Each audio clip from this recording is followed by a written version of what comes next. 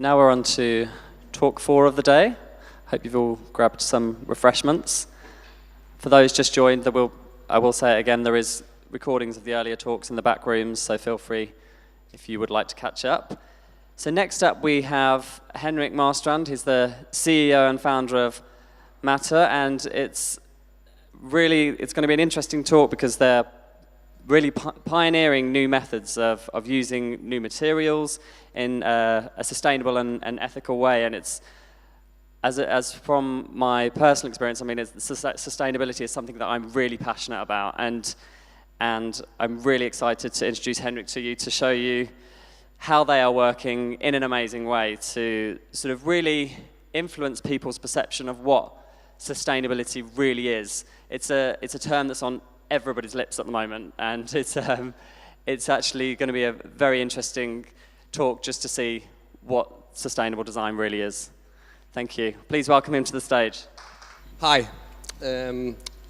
We are not engineers, so it's just examples of the future that's lying around here, scattered on the basement here. So I'll try to talk you through that. Yeah. I remember when talking to you when we opened our first showroom here in London, the Earth Gallery. We had a long debate about sustainability, which we even don't know ourselves how to define anymore. Actually, we see it as stories. We see it as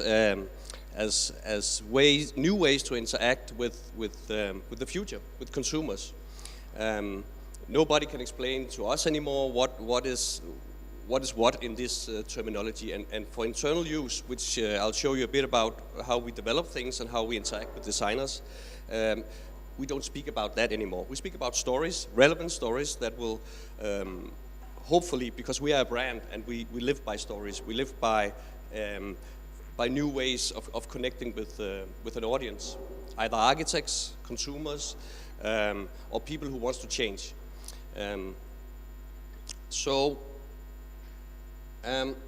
You asked me to talk a little bit about what is the future of sustainable design and how do we make it a commercial option for a consumer. And this is where design comes into place. This is where shape, aesthetic, creating future classics. We are a Nordic brand, so we play a lot of back to the heritage of the creation of a product. It's timelessness, it's durability, it's quality. All of those things we should still encapsulate when making a new product or when launching a new product. So we should, as an ethical brand that has a lot of focus on new materials, things that are, traceable, FSC wood, all of that, that's a nice added benefit. We should still be judged as a brand, as a design brand, as a product that you would need and allure for the sake of that. And that's why we want to work so closely together with architects and designers, because that is a commercial decision for us. Shape is so important. We think we see, we think, we touch, we feel, and we don't want to make any compromises in our, let's say, in our way of living. We accept consumerism as it is. We shouldn't ask people to change. We should make it easy for people to jump into that by making beautiful things, just as anybody else would do. This is how we think change should happen, yeah?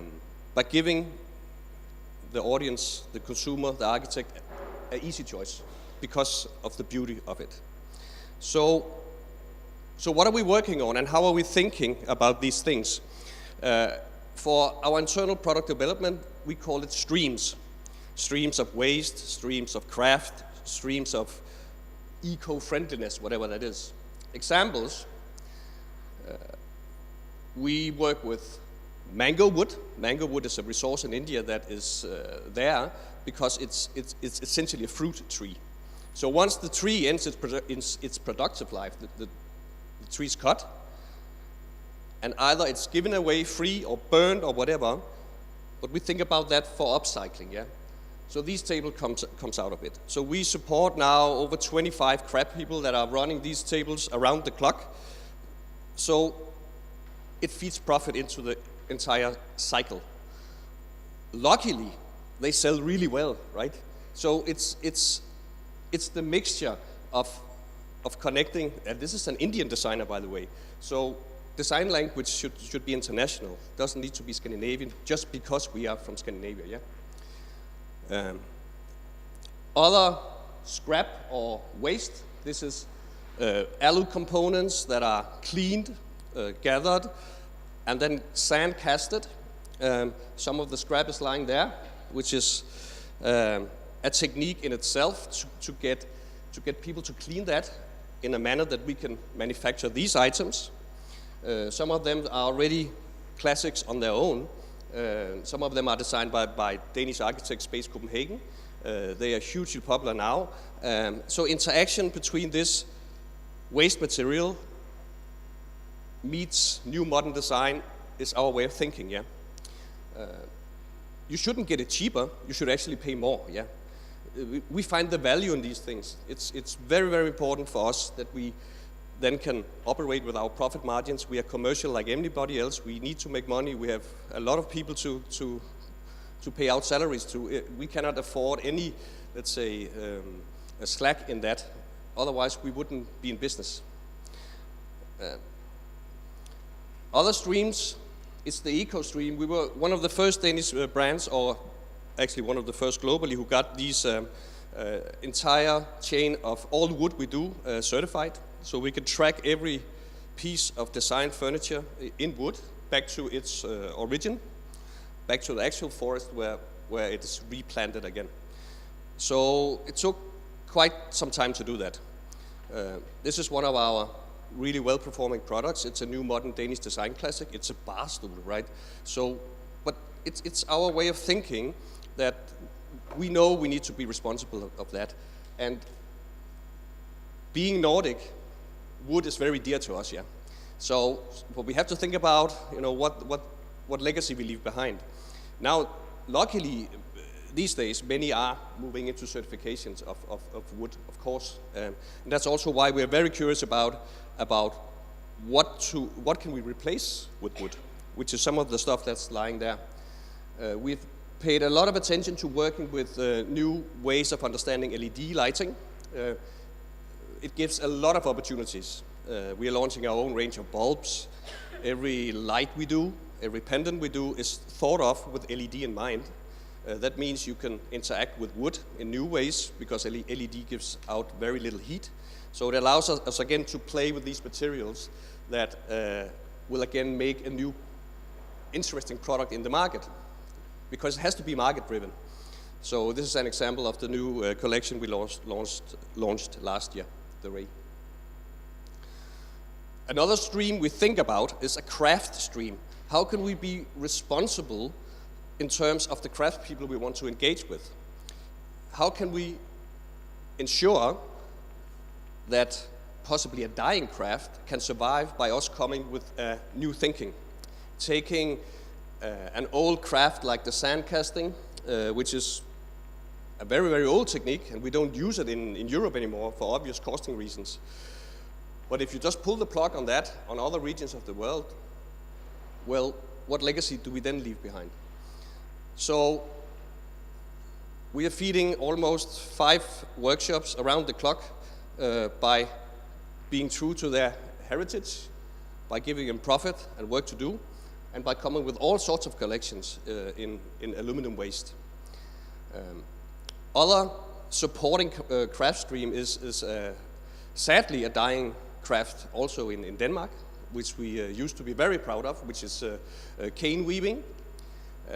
We like the material for what it is because it's essentially a grass, grows fast.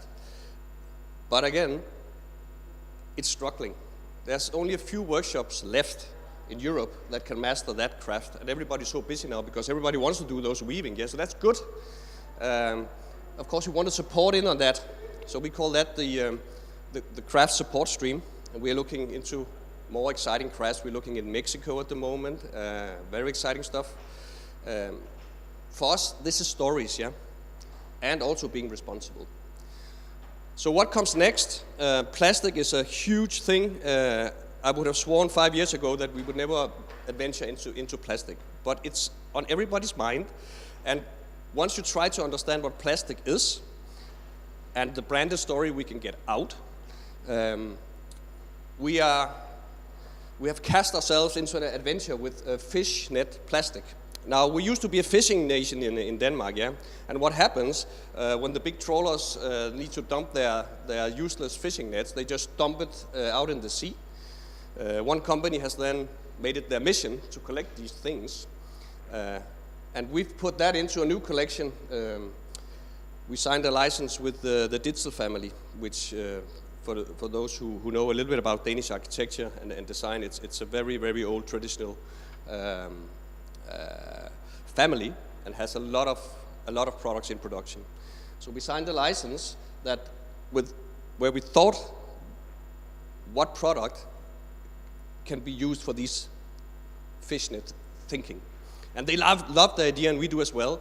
So January 1st, we are launching this collection, our first new adventure into a new, completely new thing for us. Learning about plastics, learning about the stories in plastic, ocean waste, how to collect it, how to mass produce it, how to learn about cleaning plastic, because it's not easy.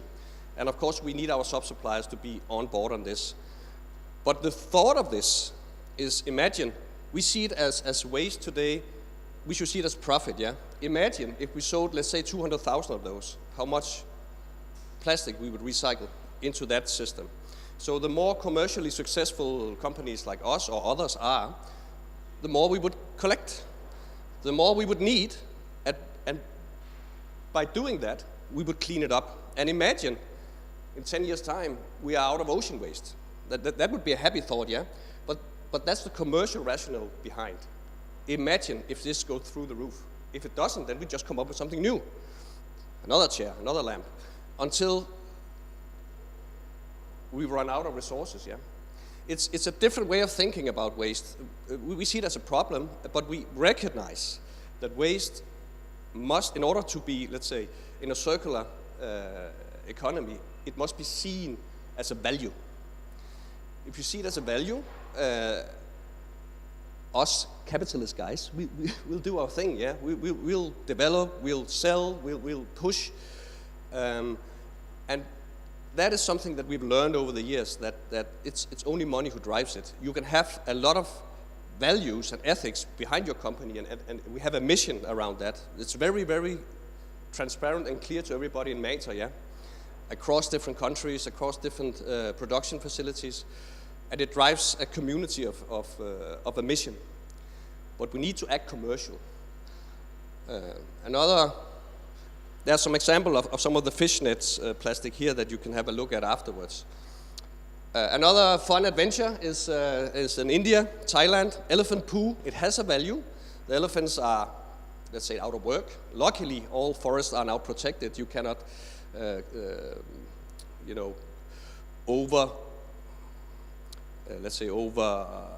do you say, when you cut down all the trees, yeah? But it's protected, at least. So that means that an elephant as a workforce is dead. So either you kill all the elephants or you find other ways of getting profit out of them. So it's ecotourism, it's their dumplings, but doesn't it smell and all that? But if you understand the process, which we have looked into, some of it is here. So that is a paper made by notebooks. Now, we don't make notebooks. We make furniture and lighting. But by understanding the process of the elephant dumplings, you can convert that into shapes and forms that not necessarily is like paper, yeah? So we've teamed up with OEO, a very successful Danish design company. They do architecture as well, shaping, and they have is one on the rise. And they are developing a pendant series for us. It's going to be amazing. I don't know what to call it yet. It's sort of a little bit in process, right? But it's for us a way of taking something that has well, absolutely zero value and put some value into that. A final waste stream we're looking into a lot is also because I like to consume it. It's wine. Now, when you cut the wine stocks every year, the waste from that is normally just burned or thrown away.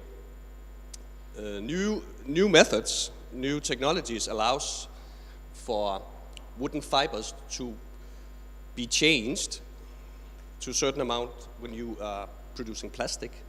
So you take out some of the plastic, you substitute it with wooden fibers. Of course, there's a chemical process around that, but you can replace some of the, let's say, bad things with something with absolutely zero value. We're looking into another industry, which is beer.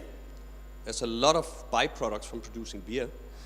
One of the samples here is still a technology in development, but it's a completely new way of working with a waste stream material from a huge industry. So we think about it as stories. We think about it as new way of getting, of interacting with the future by using design. Other examples that are lying around here, we are looking much into seagrass. So there's a sample of seagrass lying there. These ones are veneers that are cut-offs from normal veneer production. So we just launched a chair with that, a stackable chair. These sort of strange-looking pillars there are waste from our wood production. So all the waste from those are converted into pellets that are then goes in that you could use for heating. So the whole factory and the community is self-sufficient with heating by those pellets and by our output of furniture. So it's a circular thinking. Other stuff lying around here is food waste, all sorts of food waste that can be granulated together with bioresin. This is something for 2019 as well. So you can actually order a chicken or mushroom or whatever, depending on the color you want. Again, it's for us to feed those information into a design process. Who do we want to work with? Who can make the shapes that we want? Again, for us, it's a journey. The materials in itself must be super beautiful, otherwise it wouldn't be for us to think about. But new modern ways allows completely freedom in these processes. Yeah. Thank you. Thank you very, very much. That was really, really interesting. I think your approach to materials, and this is why I asked you here today, but I think your approach to materials is really revolutionary, and I've never met anyone with that approach, which is it's amazing to see. And one thing that obviously you really master is the way that you produce these amazing design-led pieces, but you just figure out a way of producing them in a sustainable way. And everyone is obviously talking about sustainable design, and people are referring to it as maybe a trend or a movement. How are we going to stop it being just a movement and actually the future? Well, it's a process. The process for us starts with design. You need to be design-driven. You need to be so ambitious that you have the goal of creating the new classics of the future for the aesthetics of it. By understanding new materials and working with those, it sort of must be combined that way around. Then you don't speak about saving the planet or anything else. It's just a normal way of thinking. It's a normal way of making money. It's a normal way of interacting with designers. It's giving them opportunities. And that's the only way we think we can facilitate change. Because change equals profits. And philanthropy is something that we do when we give charity away, or we do all sorts of things that we should do anyway. I have teenagers myself, and they consume and they buy, and it's all like, I cannot change that. But I can change what happens to the material that we throw away. So it's, for me, and for us, it's more of changing a bit how we perceive things. And when we started Mater up like 12 years ago, it was a different journey. It was more about trying to convince people that you should consume less. You should be so ethical in all choices that you make. You have to seek for that. And in real life, people don't have the time. Maybe they don't even care. Or it's so fast moving, the entire economy, the whole logistics of just living your life, that we as manufacturers must provide these easy choices. And I think what you do really well is the fact that, and I think everyone's perception of sustainable design is that the visual side of it is compromised in some way. But how do you maintain such that high? But it shouldn't. Yeah, it absolutely shouldn't. We should be perceived and judged like any of the much bigger brands out there. We're sitting in one of them here, and we should be just like that. And this is also why we've toned down this communication a lot over the years, because we must realize that if we do not create something that people actually want for the shape and sake of it, we've lost. Like, this is just pure fact. New materials will give beauty, and it has to we have to understand what these materials can bring. What will the future be for seagrass? I have no clue at the moment. But by developing and by executing and by having different designers with different opinions saying, no, this is going to be this and that, and then you support that. So we just, we are very naive at some point. Nobody can explain to us that this cannot happen or whatever. And that's fine. You have to be a little bit crazy on some points, yeah. But we have to be playful, and then hopefully something comes out of it. We have huge expectation for this fishnet ocean waste project that we are doing with one of the old families, and you have that mix where the future meets the past. Absolutely. Yeah. I mean, that is a brilliant example, I think, of how sustainable design is going to carry on into the future and become something that is absolutely a critical part of design. And I think that is the key. You've just said it there, is linking it to the past, and not really changing the aesthetics or just always keeping the design aspect of it constantly at the forefront, which is what you do so well. And I just wanted to also, because you did touch on briefly earlier about the cost of sustainable design and the fact that sustainable design is more expensive. Yep. What is the future? Will it always be that way, do you think? Well, see, what is a perceived value of an object that you must own? You've seen it in the store. I don't care about the price. If I pay £100 plus minus on that, I don't care. That is what our business can do.